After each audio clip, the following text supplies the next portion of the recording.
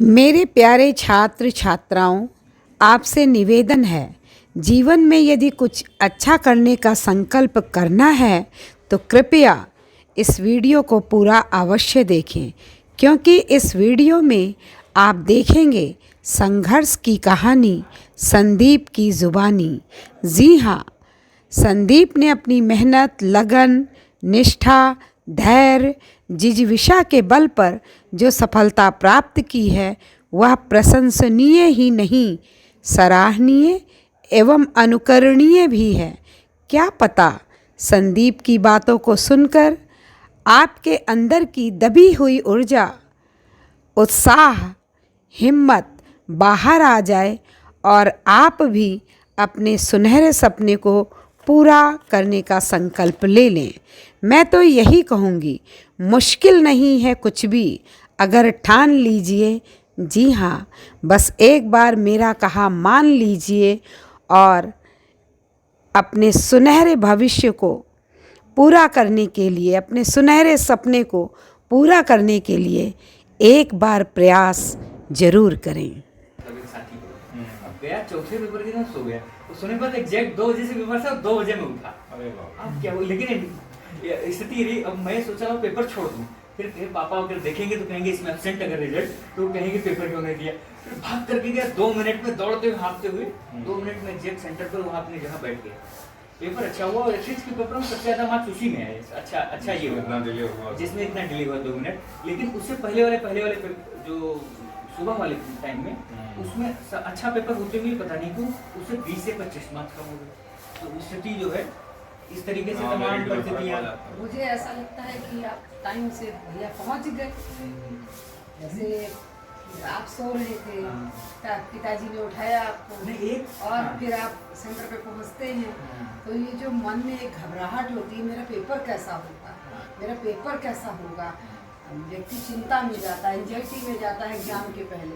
तो वो वाला फेज आपके आया ही नहीं, क्योंकि सो के उठे, जब तक मतलब फ्रेश होते तब तक दौड़ के जाके सीट पे बैठे। सीट पे पहले कांट का पेपर सबसे अच्छा हुआ। एक कांट का क्वेश्चन आ गया, कांट का एथिक्स का सबसे बेहतरीन दर्शन शास्त्र का जीएस में आ गया, तो वो भी एक कॉन्फिडेंस बूस्टर की। जहाँ पहला प्रश्न अगर सही हुआ, तो पहला प्रश्न हुआ तो फिर इसके बाद में वो ले बन जाती थी। यूपीएससी में बहुत बुरी दशा रही। यूपीएससी में क्या हुआ, एक बार तो सीसेट में फेल हो गए, तो बड़ी स्थिति खराब हुई कि मैं बीटेक इंजीनियरिंग किया हुआ, उसके बाद मैथमेटिक्स ठीक, सब कुछ बढ़िया, और सीसेट में फेल हो गया, बाकी उसमें जीएस में ठीक ठाक मार्क्स। अब इज्जत कैसे बचाऊं, पूरा सर वर्ग के साथ जो है मैंने मेंस की टेस्ट सीरीज भी ज्वाइन कर ली, 12,000 रुपये भी दे दिया, सब कुछ चला गया पूरा इतना। और सीसेट का मैंने मिलाया नहीं, पेपर ही नहीं मिलाया, मैंने कहा इसको क्या मिलाने की जरूरत है। अब तो जीएस में है ही 60 से ऊपर क्वेश्चन सही, 50-52 पर हो ही जाता है, तो लगभग 59-60 थे। वो पूरा 5 अटेम्प्ट दिया, 5 में से 3 में जो है 3 बीटी नहीं किया हुआ, पहला तो इस स्थिति में ऐसे पीटी। अब इसका क्या उत्तर दिया जाए, बहुत ध्यान था, तो पूरा विशुद्ध हिंदी और भारतीय संस्कृति को मिला करके तो तमाम ऐसे जैसे पूछो उसमें पर्यटन को बढ़ावा देने के लिए क्या कौन कौन से क्षेत्रों पर विकास किया जाए, तो बताए तो बहुत सारा छोटा अच्छा ग्रामीण पर्यटन, फलाना पर्यटन, ये सब। अंत में मैंने धार्मिक पर्यटन पर बहुत फोकस किया। स्वामीनारायण छपिया जो अपना ये बताया और नैमिषारण्य हमने कहा, तो उसके बाद में फिर वहाँ मुजफ्फरनगर के मतलब जितने धार्मिक स्थल मेन थे, हमने कहा इसका एक्सप्लोर नहीं किया गया है, ये तमाम पर्यटन और ऐतिहासिक दृष्टिकोण से, धार्मिक दृष्टिकोण से बढ़िया है। अच्छा, तो वो नैमिषारण्य के बारे में पूछ लिया, तो नैमिषारण्य बताते समय तो मैंने कहा यहाँ जो है अच्छा उसको आधुनिक से जोड़ करके अच्छा जवाब उस समय तत्काल मेरे दिमाग में आ गया। 88,000 ऋषियों ने जो है सनत कुमार और जो है सनत कुमार इत्यादि ऋषियों ने जो है 88,000 ऋषियों ने जो है यहाँ शिक्षा का केंद्र और प्रसार हुआ करता था, तो ऐसे जवाब थे। सुखदेव फिलॉसफी तो सही रहा वो थोड़ा ठीक है, तो ज़्यादा अच्छा हो जाता है कि सब्जेक्ट मिल जाता है तो भाई अपने इंटरेस्ट का हो जाता है। ये एक कई चीज़ों पर निर्भर करता है, जैसे पैनल पर निर्भर किया। हाँ, पैनल अगर फिलॉसफी का कोई बैठा है तो मैम के पैनल में पढ़ जाए तो कम से कम बायोलॉजी से ही बायोलॉजी के प्रश्नों से पाला पड़ेगा, तो वहाँ कठिनाई होगी थोड़ा सा बैलेंस बनाने में। मैंने यूपीएससी वाला जो दिया था एग्जाम, उसमें हिंदी जो पोर्शन था, ऐसे में मैडम का बताया हुआ ही स्टार्ट किया था पॉइंट। उसमें कुछ ऐसा टॉपिक आया था, विज्ञान का योगदान डेली लाइफ में क्या है। तो मैं आज़ादी का अमृत महोत्सव पढ़ के गया था, बट कुछ ऐसा था, मुझे डाउट हो रहा था कि जो मतलब डेटा वगैरह थे वो थोड़ा सा प्रॉब्लम क्रिएट कर रहा।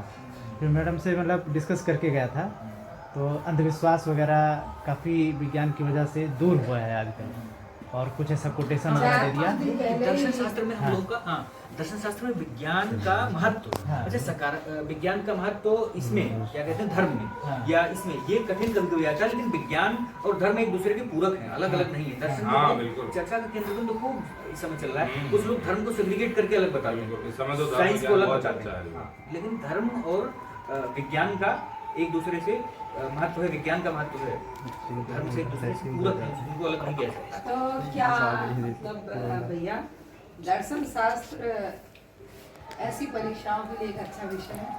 बहुत अच्छा, सिलेबस छोटा है, रुचिकर है, और जो बीटेक करने वाले इंजीनियरिंग बैकग्राउंड है उनका बढ़िया है। वेस्टर्न फिलॉसफी ऐसी है टोटली। अगर देखिए आपका ब्रांच क्या है? मेरा mining engineering. Mining data mine नहीं डेटा माइनिंग नहीं, माइनिंग होल पूरा कंप्लीट होल माइनिंग। ठीक है, वैसे फर्स्ट ईयर में तो मैथ्स रहा होगा? हाँ सब रहता है, दोनों सेमेस्टर में रहा होगा? हाँ।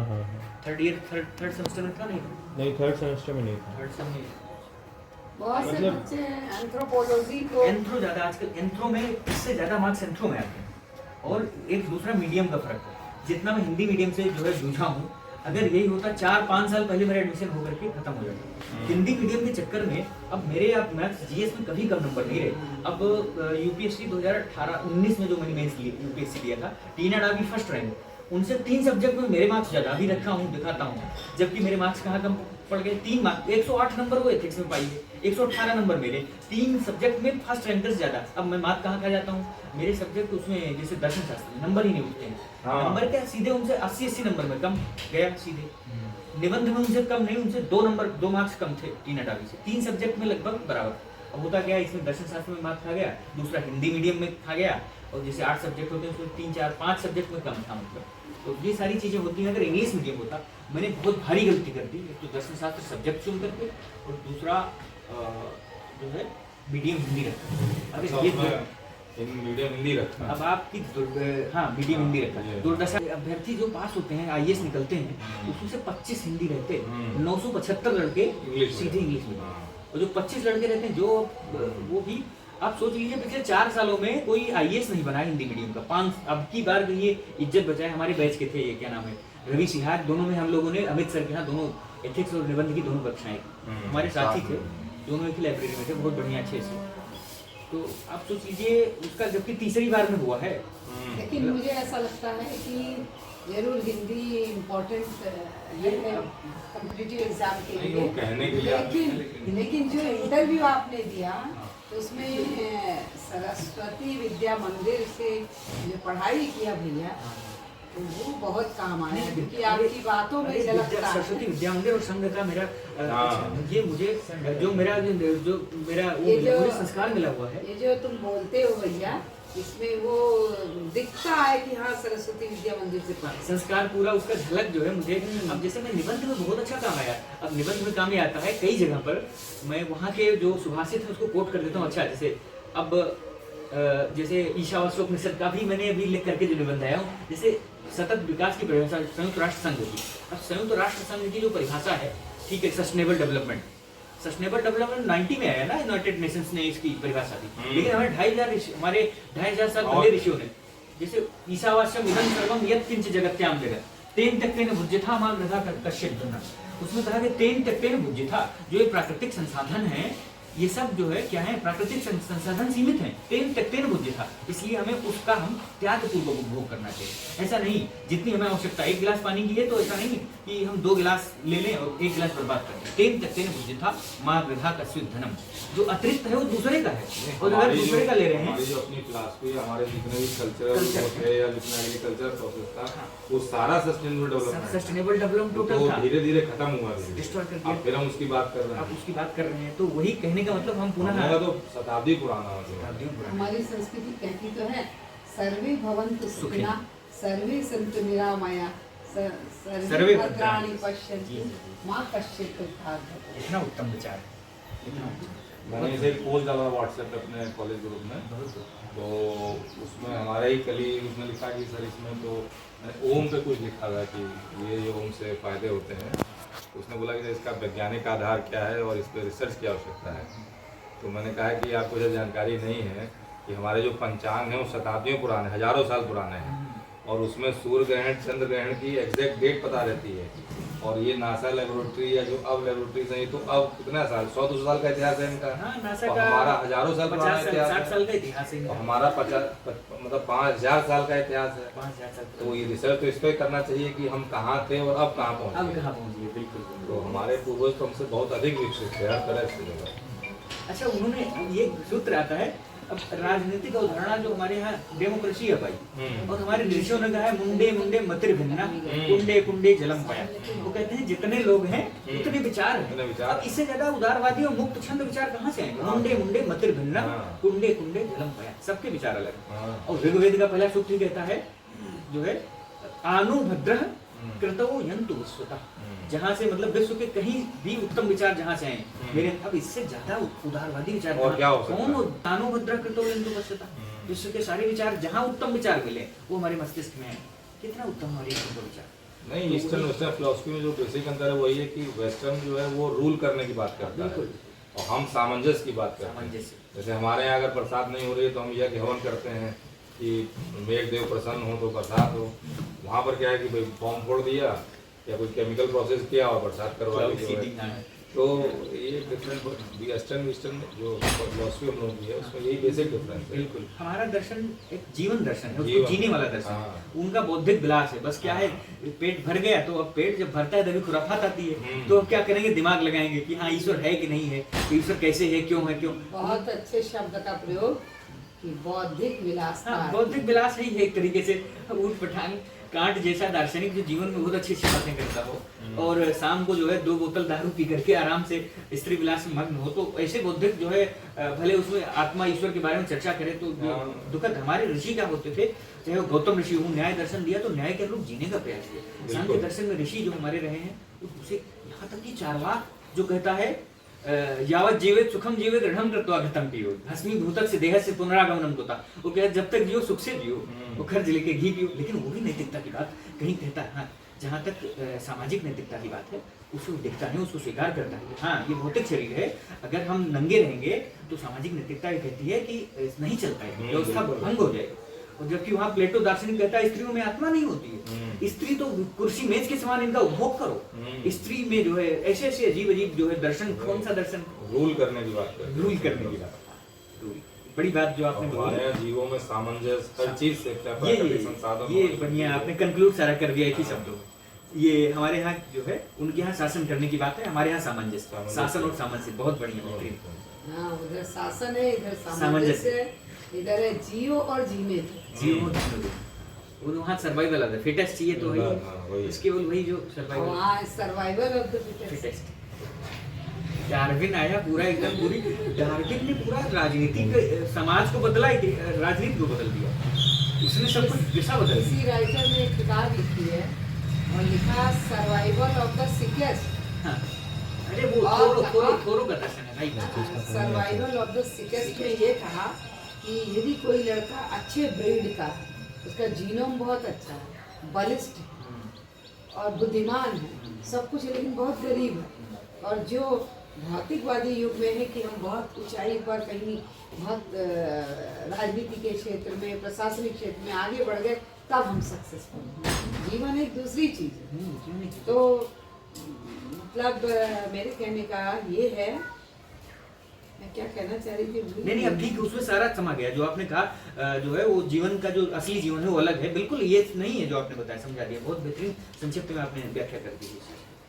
वही आधुनिक हमारे यहाँ जो सर्वाइवल द सीकेस्ट वाली है, थोड़ा वो सर्वाइवल ऑफ द सीकेस्ट पे जो मैं कह रही थी कि बहुत अच्छा ब्रीड है, बहुत बलिष्ठ है, हर कुछ है। ये जो गोंडा ऐसे अपना बहुत बैकवर्ड जिला है और यहाँ के बहुत इस बार बहुत ही मतलब करने स्थिति है कि बहुत आम परिवारों के बच्चे इस बार 7 बच्चे हुए हैं और सबका ग्रामीण परिवेश है मेरे ख्याल से, और आम परिवारों के बच्चे हैं। तो मतलब गोंडा के बच्चों के लिए क्या आप आप सलाह देंगे या क्या संदेश देना चाहेंगे इसके बारे में थोड़ा बताइए। गोटा के बच्चे एजुकेशन क्षेत्र में जैसे हमारा बहुत अधिक प्रगति नहीं किया है, तो बच्चों के अंदर प्रतिभा तो है, लेकिन उस प्रतिभा का सही प्लेटफॉर्म न मिल पाने के कारण, सही रास्ता न मिल पाने के कारण, सही गाइडेंस न मिल भटकाव हो जाता है। गांव में क्या है, गांव में प्रतिभा बहुत सारी है, लेकिन अब बहुत प्रतिभा है। विज्ञान कांग्रेस है, अगर विज्ञान कांग्रेस है, अगर या कोई अखिल भारतीय स्तर की परीक्षा होती है, या फिर जो गवर्नमेंट की तमाम स्कीमें हैं उनकी जानकारी नहीं रह पाती। दूसरी चीज़, ये जानकारी जब स्कीम्स की नहीं रहेगी, अब जैसे अटल इनोवेशन मिशन है, अब अटल इनोवेशन मिशन के तहत कई सारे जो ग्रांड चैलेंज तमाम प्रतियोगिताएं होती रहती हैं, उन प्रतियोगिताओं तक उनकी भागीदारी जब तक नहीं हो पाएगी, तब तक जो है वो वहाँ तक जब भाग ही नहीं लेंगे तो सफलता की स्तर भी सीमित हो जाता है। और दूसरी चीज़, अगर खेल के क्षेत्र में देखिए तो खेलो इंडिया कार्यक्रम है, अब गांव के लोग खेलो इंडिया अच्छे फुटबॉल के खिलाड़ी, कबड्डी अच्छा खेलते हैं, और तमाम अन्य खेल, क्रिकेट भी, लेकिन अब खेलो इंडिया प्रोग्राम ही नहीं पता है किस तरह पहुंचे वहाँ तक, किस तरह पहुंचे, वो उसका प्लेटफॉर्म कैसे है, उसमें रजिस्ट्रेशन कैसे होता है, यूनिवर्सिटी गेम में अगर, लेकिन समय कब होता है, किस राज्य में होता है, जो बेसिक जानकारी होती है उसका अभाव होता है। तो इन अभावों के कारण वो जो है पिछड़ जाते हैं। मुझे लगता है कि इसमें शिक्षकों का रोल बहुत बड़ा है। आप जो अपना विषय पढ़ाने जाते हैं उस विषय को तो पढ़ाइए, लेकिन मैं यही अपने जीवन में फॉलो भी करती हूँ और आप भी करते हैं कि आप ये कहते हैं पढ़ने को तो बच्चा आप थोड़ा समझा देंगे, वो आप उसको तार्किक बना दीजिए, आप उसको जीने की कला सिखा दीजिए। मुझे लगता है शिक्षक की बहुत बड़ी भूमिका होनी चाहिए कि वो उत्साहवर्धन करे। यू हैव टू डू, तुम कर सकते हो। जो आत्मविश्वास बच्चों के अंदर होता है कि वो डेवलप हो जाए। जैसे गांव के जो बच्चे होते हैं वो ये सोचते हैं कि मैं हिंदी मीडियम हूँ, मैं बहुत बहुत पीछे हूँ, मैं तो कर ही नहीं सकता, तो वो कर ही नहीं सकता, वो शिक्षक का काम है, तुम कर सकते। ये जिस दिन आ जाएगा, शिक्षक की परिभाषा आपने अपने स्तर से मूल्यांकन किया, यही होता है जो जिसका विशेषज्ञ होता है वो उसकी पहली दृष्टि होती है, तो व्याख्या उसी को शोभा देता है। इतनी अच्छी व्याख्या जो है कोई अन्य शिक्षेत्र जो है व्यक्ति नहीं कर सकता। यूनिवर्सिटीज़ में और कॉलेजेस में जो टीचिंग पैटर्न हम लोग अपनाते हैं, ये अक्सर लोग करते हैं, सोचते हैं कि हम क्लासरूम जाकर पढ़ाते हैं विषय को, यही हमारा काम है, जबकि मेरा कॉन्सेप्ट बिल्कुल अलग है। यूनिवर्सिटी और कॉलेजेस में आके बच्चा इतना मैच्योर हो जाता है कि उसे पता है कि क्या सही और क्या गलत है। आप विषय पढ़ाइए तो पढ़ाना ही पड़ेगा आपको, हमारा मूल काम तो वही है। लेकिन जो असली काम है वो ये है कि हम बच्चे को मछली मार के दे दें कि खाओ इसको पकाओ, उससे बेहतर बहुत ज़्यादा है कि हम उसको मछली कैसे मारी जाए वो सिखाएं। मुख्य पढ़ाई कैसे की जाती है, कैसे पढ़ना है, कैसे नोट्स बनाने हैं, कैसे अपना एम डिसाइड करना है, इस पे अगर हम उसके साथ काम करें तो वो थोड़ा सक्सेस का रेट वहाँ ज़्यादा बढ़ जाता है। पूरी तरीके से बिल्कुल। और क्लासरूम में आप जाके अपना जो पढ़ा उसको जाके पढ़ा दिए, फैक्ट्स बता दिए, आंकड़े बता दिए, उससे उसका। और दूसरी चीज़, जब तक बच्चा सेल्फ स्टडी नहीं करेगा, और वो जब हम स्कूल फीडिंग करने लगते हैं तो सेल्फ स्टडी का पार्ट उसका बिल्कुल नहीं हो जाता है। वो बिल्कुल सोचता है कि क्लास में जो गुरुजी ने कह दिया या सर ने बता दिया और वही सही है। हो सकता है हम कुछ गलत भी बता दें वहाँ पे, लेकिन जब बच्चा पढ़ता है तो सिलेबस के अलावा वो कुछ चीज़ आगे, कुछ चीज़ पीछे, बहुत कुछ पढ़ता है। और कॉम्पिटिशन्स में यही चीज़ ज़्यादा माने रखती है, ये आपका बौद्धिक विकास होता है। तो ये चीज़ विश्लेषणात्मक जो है एनालिसिस करने की क्षमता, आलोचनात्मक दृष्टि होनी, वो तभी आएगा जब इंडिपेंडेंटली पढ़ाई करेगा, सेल्फ स्टडी करेगा। मुझे लगता है जैसे तुम्हारी सफलता को मैं के लिए 3 पहलू सोचती हूँ। एक है अच्छा मार्गदर्शक मिला, चाहे वो जो भी है जीवन में, अच्छा शिक्षक मिला जिसने अंदर हमारे जिज्ञासा, जिजीविषा जगा दिया कि यू हैव टू डू। दूसरा, परिवार का सपोर्ट। हाँ, बहुत अद्वितीय परिवार रोना रहा है पिताजी हमारे। कुर्ता 2016 से 2015 से कुर्ता जो है, अभी दूसरा कुर्ता खरीदे नहीं, फटा हुआ रहता है। ये महिला सा रहता है, अभी इंटरव्यू देने गए थे, मैं देख करके कभी कभी भावुक हो जाता। सही कह रहे हैं।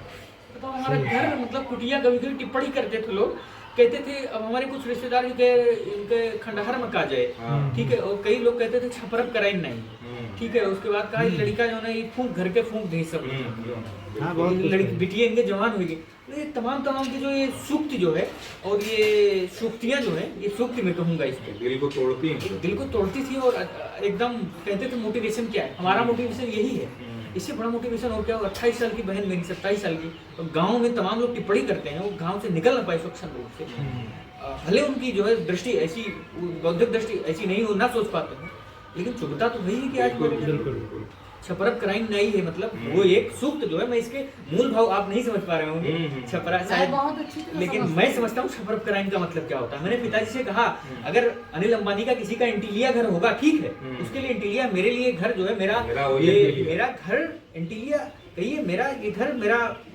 मंदिर है, ये मेरा क्या नाम है कुटीर है। मैंने कहा, मैं तो कहा ये भरत कुटीर रखा मैंने इसको, मैं लिखता था मैं अपने भरत कुटीर का मतलब त्याग का, जैसे भरत खड़ाऊं लेकर के एक भरत कुटीर, हाँ त्याग का एक घर है वो, मेरे लिए यही सबसे बड़ा जो है घर है। यही मैं कहना चाहती हूँ जीवन से मैं किसी भी व्यक्ति की सफलता के लिए, किसी भी स्टूडेंट की सफलता के लिए 3 फैक्टर काम करते हैं। अच्छा गुरु मिलना चाहिए, दूसरा स्टूडेंट के अंदर कुछ करने की ललक होनी चाहिए, और तीसरा परिवार का सपोर्ट बहुत जबरदस्त होना चाहिए। जब व्यक्ति संघर्ष करता है तो दुनिया में अकेला होता है, और जब वो जीत जाता है तो पूरी दुनिया उसके साथ हो जाती है।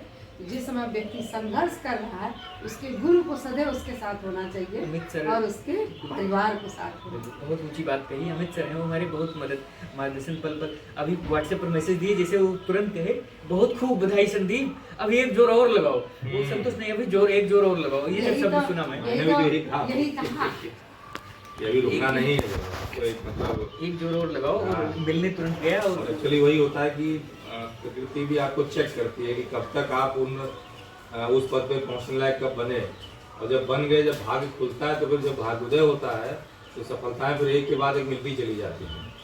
तो निश्चित है कि जो अगला टारगेट है वो भी जल्दी पूरा होगा, और आप यूपी से निकल के अब IAS हो जाएंगे।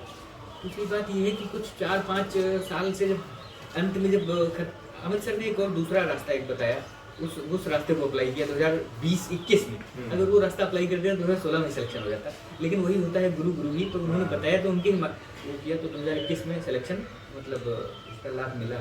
तो दूसरी बात ये है 22 वाला जो है इसमें काफ़ी सुधार, अच्छा निरंतर जो है हमने अपने आप में सुधार किया। एक जब कुछ जैसे दूसरा इंटरव्यू, जब तीसरा पहले कॉन्फिडेंस बिल्ड होता है। 2019 वाले में 2020 वाले में 1 मार्क्स 829 नंबर मिले थे। 830 होता तो नायब तहसीलदार की पोस्ट मिल जाती। इतना दुख हुआ, एक महीना में सोच ही नहीं पाया। 829 नंबर, 830 नंबर होता तो मैं नायब तहसीलदार की पोस्ट थी। अच्छा 2016 और 17 में दुर्गेश की शादी हुई। उसी समय श्रुति और ये सभी लोग मेरे बच्चे गए थे तुम्हारे घर। अच्छा उसने दाढ़ी भी रखा, और उस समय तुमने दाढ़ी रखा। कुछ लोग दाढ़ी पर, अब मेरे लिए जवाब देना मुश्किल होता था, तो मैं ऐसे हंसी मजाक में ऐसे जवाब दे देता था। लेकिन मैं संकल्प लिया था कि मैं इंटरव्यू में ही मेरी दाढ़ी कटेगी चाहे जो होता है। जैसे जो है एक क्या नाम है, द्रौपदी ने अपने बाल को खोल के रखा था 14 वर्ष तक और सींचा था, कह रहा था ये तभी मैं इसके दुशासन के मैं जंघे के जो है जिस जंघे पर मुझे बैठाया था उस जंघे के खून से मैं धोऊंगी तभी मेरा बाल तक। मैं सोचा ठीक है वो उतना स्तर का तो नहीं होना चाहिए, लेकिन वो नहीं, लेकिन दाढ़ी बड़ी रहेगी तो 3-4 बार अगर हाथ पर फेरूंगा तो कम से कम ध्यान तो रहेगा, हमेशा ध्यान रहेगा कि हाँ क्या करना है, लक्ष्य और साध्य के प्रति प्रेरणा मिलेगी। और दिल्ली जैसे बहुत उष्ण जो है जीवन में, क्योंकि यंग हूँ तो मुझे बहुत सारी चीजें और देखना है, मतलब भटकाव का मतलब ये भटकाव सबसे बड़ी समस्या है। बहुत अपने आप को एक सही मार्ग पर हमेशा डेली जैसे होता है। अब संदीप माहेश्वरी का जो है इंस्पायरिंग वीडियो देखकर कब तक आप जो है इंस्पायर होंगे, ऐसे नहीं, इंस्पायरिंग बाहर से नहीं आता है, तो ये अंतर से तो ये पैदा करनी होती है। तो इसी कारण बस छोटे ऐसे मैं प्रयोग करता रहता, जैसे खाना, जैसे अब आप सोच लीजिए 3 साल हो गया मैं रात में खाना ही नहीं खाता हूँ। मेरी दिनचर्या 3 साल से मैं रात में नहीं खाना खाता हूँ, 2 बजे दिन में लास्ट होता है, क्योंकि सुबह मुझे 2:30 बजे 2 बजे जगना होता है। पिताजी दिनचर्या पता है, 4-5 दिन हुआ ऐसा जब 10 बजे के बाद, इसीलिए मैं 10 बजे के बाद ना कोई मुझे फोन करता है ना होता है, 9:30 बजे सो जाता हूँ। मेरा है सुबह जल्दी उठना, योगा 40 मिनट करना, योग की। अच्छा ये है 3 साल हुआ आज तक मुझे बीमारी एक बुखार तक नहीं आया चैतन्य। आज की डेट में जो न्यूट्रिशन जितने न्यूट्रिशनिस्ट लोग हैं वो यही कॉन्सेप्ट आप इसमें बहुत फ्लोट कर रहा है कि रात में डिनर नहीं करना चाहिए। जो भी कुछ खाना 6 बजे तक खा लीजिए, अगर रात में 9 उससे बजे खा बड़ा लूंगा हल्कापन रहता है और व्यक्ति स्वस्थ रहता है। और सुबह के टाइम ये है जब मैं 1:30-2 बजे उठता हूँ तो मेरे पेट साफ नहीं होता। जब पेट साफ नहीं होगा क्योंकि 5-6 घंटे में कहाँ पचता है, पाचन होगा नहीं, तो सुबह जो है हमारी वो नहीं हो पाएगी, क्या कहते हैं, योग हो नहीं पाएगा। अब योग भस्त्रिका कहाँ से हो पाएगा, पेट अंदर जाएगी नहीं, सारा सिस्टम योग होगा नहीं तो सारा और योग करने से भी आत्मविश्वास बढ़ता हो है। जाएगा। योग करने से एक कॉन्फिडेंस लेवल हमारा बढ़ता है। शरीर तो स्वस्थ रहता ही, मानसिक रूप से भी स्वस्थ मानसिक स्वस्थता रहती है। और इस समय बहुत ज्यादा जैसे समय ज्यादा देखो होना ही चाहिए, 6-7 साल हो गया। अब अभी मैं 1-1.5 साल वहाँ HCL में जॉब किया, वहाँ मेरे चश्मे का नंबर बहुत ज़्यादा संघर्ष शुरू में रहा। मैंने 2-2.5 साल पढ़ाया भी, वो जो है ट्यूशन भी पढ़ाया, उसके बाद में फिर पिताजी बाद में देने लगे। अच्छा, कुछ मेरे देरी होने का एक कारण ये भी था, मैं जानबूझ करके अपना बोझ किया। मैं सोचा कि बीटेक किया हूँ, वहाँ HCL छोड़ दिया, पिताजी बहुत वो करेंगे यहाँ नौकरी, और यहाँ पूछते थे नौकरी किया लड़का, बीटेक की, तो सोची यह मनोवृत्ति बड़ी गड़बड़, बड़ी जो सामाजिक जवाब देना बहुत कठिन होता है। समाज को जवाब देना, मैंने ही संकल्प लिया था कि अब रिश्तेदारी में मुझे माही को रखो, माही ठीक है, वो एक उसमें भाव आता ही नहीं, एक रुका रुका सा भाव, खोखला, एक कृत्रिमता आ जाती है। जब तुमने मुझे मैडम से माँ कहना शुरू किया, मुझे नहीं आवाज मुझे आपकी ऐसी, लेकिन माँ अमृतानंदमयी केरल की हूँ, तो मैं सुनता हूँ अम्मा अम्मा जी बोलते हैं। अम्मा जी अभी एक वहाँ पर एक हॉस्पिटल बनाई, गुड़गांव में हॉस्पिटल, अरे बहुत गजब की, इतना उनके वाणी में इतना जादू है, मतलब इतना ज्यादा वो आकर्षण है कि आप समझ लीजिए आप 3 किलोमीटर बैठे हो दूर, अगर उनकी आवाज की माइक से किसी माध्यम से पहुंच जाए, किसी भी माध्यम से, तो आदमी रुक ही नहीं सकता, वहां तक आएगा। इतनी ज्यादा कोमलता और इतनी ज्यादा ममता कर लीजिए, सोशल वर्क भी बहुत है, सोशल वर्क बहुत ज्यादा। संदीप, एक प्रश्न और पूछूंगी मैं। अभी जैसा मैंने कहा कि परिवार का सपोर्ट बहुत जरूरी है, एक अच्छे शिक्षक का जो हमेशा मोटिवेट करता रहे, और अपने अंदर जज्बा, आई हैव टू डू, ये 3 चीजें। लेकिन अभी बताया तुमने कि समाज में लोग बहुत उल्टा सीधा बोलते थे और निगेटिविटी की ओर ले जाते थे। मैं ये चाहूँगी कि जो स्टूडेंट्स हैं वो ज़रूर जानें कि निगेटिविटी से हम कैसे बचें। हमें पढ़ना है, अब कोई ताने सुना रहा है और माँ आके कभी कभी रो के कहती है कि बेटा भगवान तुम्हें सफल करे, बहुत लोग उसको सुनाते हैं। उस समय क्या फीलिंग आती है और कैसे हम और स्पीड से अपनी तैयारी के लिए जुटते हैं, हमें कैसे निगेटिविटी से लड़ना है, कैसे हमें हार से जीतना है, हार को कैसे फेस करना है, ये भी मैं चाहूँगी बताओ। आपने बड़ा जो है थोड़ा भावुक प्रश्न पूछा है, जो कि मेरे से जुड़ा हुआ है, तो इसका जवाब भावुक स्तर पर ही दिया जा सकता है। बात हाँ बिल्कुल, अगर जो टिप्पणियाँ होती हैं नकारात्मक टिप्पणियाँ, तो इसको इस रूप में नहीं लेना चाहिए। नकारात्मक टिप्पणी किसी की व्यक्तिगत सोच पर आधारित होती है, आपके प्रति वो किस प्रकार का दृष्टिकोण रख रहा है, वो उसकी अपनी सोच में समझ है।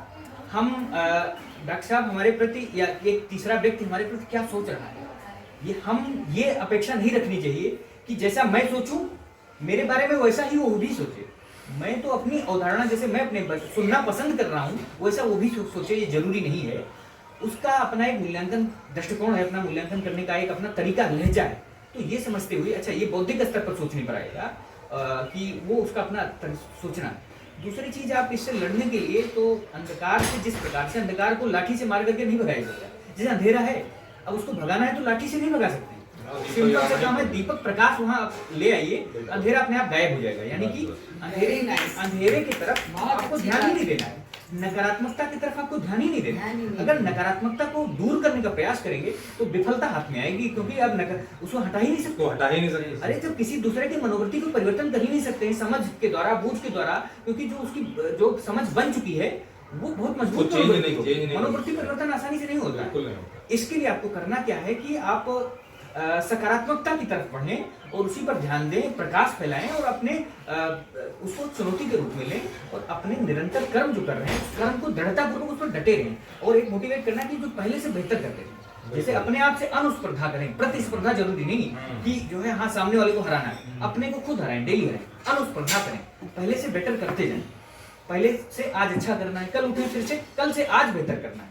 और फिर जब कल उठें तो आज से बेहतर करते हुए जाना है। एक स्थिति ऐसी आएगी सैचुरेशन पॉइंट आ जाएगा, और जब एक सैचुरेशन पॉइंट आ जाएगा तो निश्चित तौर पर आपकी जो कर्म है वो परिपक्वता की अवस्था में आ जाएगा, तो फल ऑटोमेटिक जो है अच्छा ही निकलेगा। जब फल अच्छा आ जाएगा तो जितने भी आलोचक हैं तो उनकी आलोचना वाली दृष्टि जो है ऑटोमेटिक खुद परिवर्तन हो जाएगा, और अचानक पता नहीं कहाँ से वो आपको बदलने की जरूरत नहीं, स्वभावतः वो बदल जाए।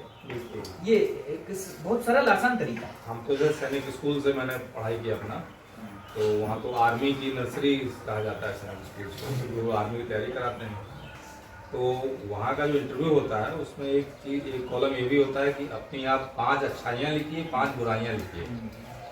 तो जब आप इस तरह अपनी एनालिसिस करते हैं कि मेरे अंदर क्या बुराई है, मेरे अंदर क्या नेगेटिविटी है, तो जब हम उसको स्वयं जानेंगे तो अपने सेल्फ डिसिप्लिन से ही हम उसको ओवरकम कर सकते हैं। उसमें दूसरा कोई आपकी मदद नहीं कर सकता है, क्योंकि हमारे बारे में अच्छा हमसे कौन बेहतर जानता है। जब हमको पता है कि हमारी बुराइयां हैं, जैसे अगर हम सुबह देर से उठते हैं, हमें पता है कि हम देर से उठते हैं, तो प्रयास करना चाहिए कि हम रात को समय सोएं और सुबह जल्दी उठें।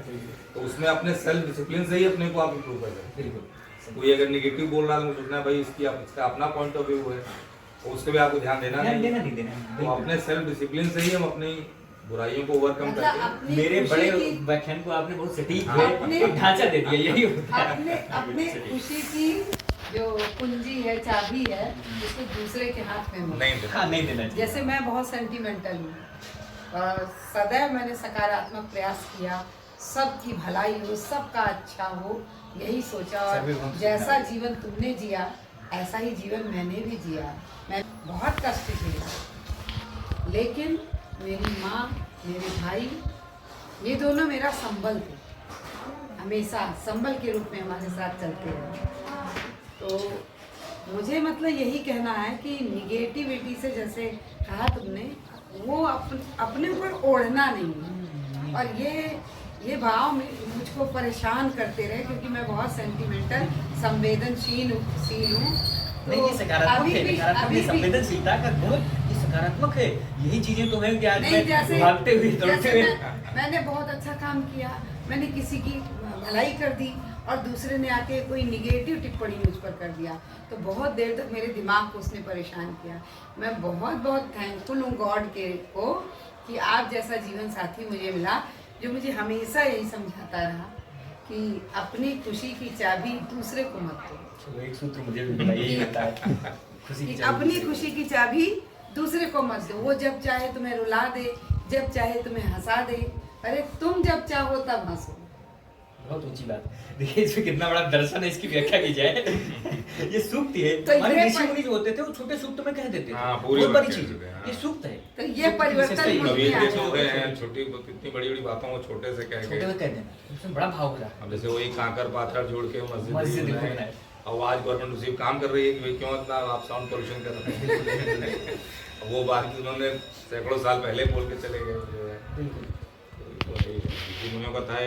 अच्छा, ये है कि छोटी सी बात में बहुत बड़ा संदेश देते थे। अच्छा, मैं अब जैसे कुछ मैंने जीवन में कुछ प्रोटोकॉल बनाया था। मेरे दिनचर्या जीवन आत्मश्लाघा नहीं, मतलब बहुत विनम्रतापूर्वक कह रहा हूँ। जैसे कहा कि अपने आप को अनुशासित जीवन ढलने की कोशिश किया कि अनुशासन में रहूँ, और कुछ संकल्प लिया था। जैसे हम अब जवाब जैसे घर पर नहीं आना हो, लेकिन बीच में से आना हुआ कि घर पर मैं सोच रहा था कि 1, 2, 3 साल में हो जाएगा तब घर जाऊँगा, क्या फालतू में। और फिर रिश्तेदारी का किसी फ़ोन, मतलब होता क्या है कि अब जैसे बात किए तो आत्मीयता से बात करनी पड़ती थी, तो हाल चाल से मामा के पास फ़ोन किए तो सबका हाल लेना पड़ता था। तो सबका हाल लेने से आत्मीयता बढ़ने से होती क्या है, अब पहले यहाँ आश्रम व्यवस्था में पहले ब्रह्मचर्य, वानप्रस्थ और गृहस्थ संन्यास जो 4 आश्रम थे।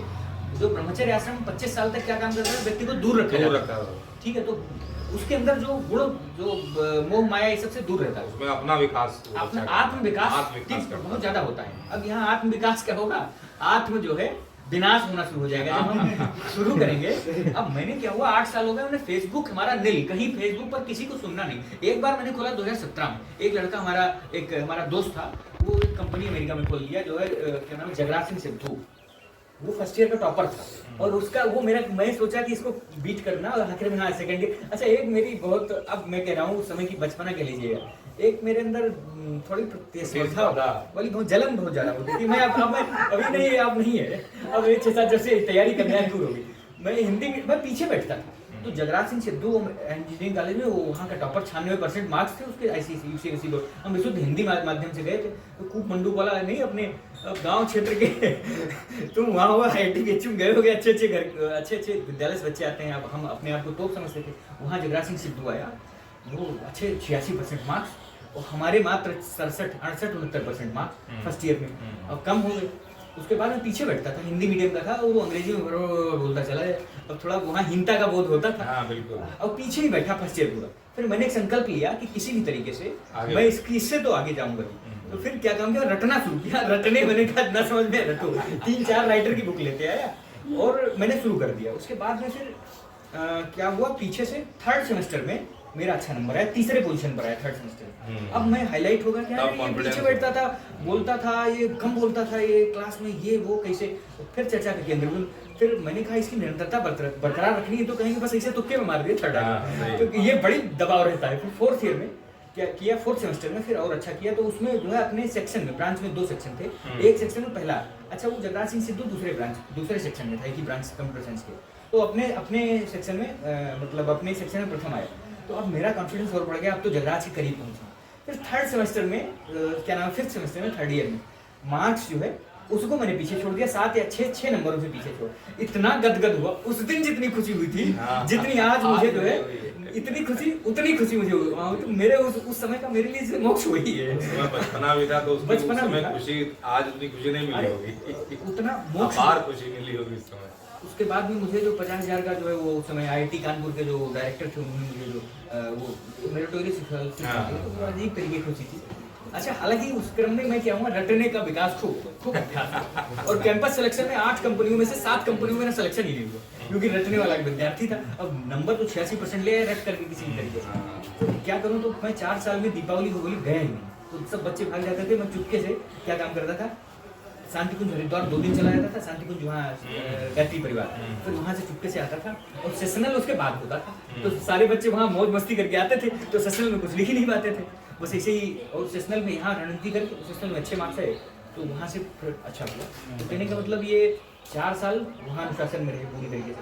जीवन मैंने जिया ही नहीं, क्या होली क्या दीपावली आज तक, तो मतलब कहीं बहुत मेरा सोशल, क्या बताएं आपको, इतना साल 31 साल की उम्र हो गई लगभग अकॉर्डिंग टू डॉक्यूमेंट, तो अभी तक मैंने कुछ किया ही नहीं। जैसे अब दिल्ली में रह रहा हूँ, दिल्ली में आप सोच लीजिए, मुखर्जी नगर के बाहर कहीं जाना ही नहीं, हाँ उतना वही एम ही जब था, कभी जाना ही नहीं हुआ। अजीब स्थिति। एक बार वहाँ गया था गुड़गांव के पास में, एक मेरा UPSC का एग्जाम था, तो वही मेहरौली का लौह स्तंभ आसपास के लिए, तो मैं सोचा जब आया हूँ यहाँ तो ऐतिहासिक स्थल देख लेंगे, वही वो मौका के अलावा मैं कभी और गया ही नहीं। तो मुझे तो लगता है इस तैयारी के दौरान प्रत्येक स्टूडेंट को अपना धैर्य नहीं खोना चाहिए, क्योंकि जब आप इतने बड़े कंपटीशन की तैयारी कर रहे हैं, इतना ऊंचा लक्ष्य है आपका, तो कई बार आप लड़खड़ाएंगे, कई बार आप गिरेंगे, लेकिन जितनी बार आप गिरें उतनी ही ऊर्जा के साथ उठें, ये बहुत जरूरी है।